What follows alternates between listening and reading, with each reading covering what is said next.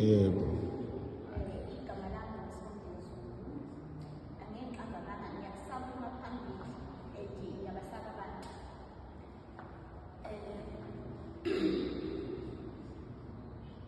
Ngihlala eLamonti kodwa kahle kahle ngoba engikufundile emafundini kukhulu futhi ngisazoqhubeka ngifunde njengoba wayeshilo uDr. Tito ukuthi khona lapho wakhathesi kuzosisa khona sidalisa nje sothola ulwazi ngoba uqeda ukufunda kumele uphinde futhi uqhubeke uyokwenza into okade uyifundela.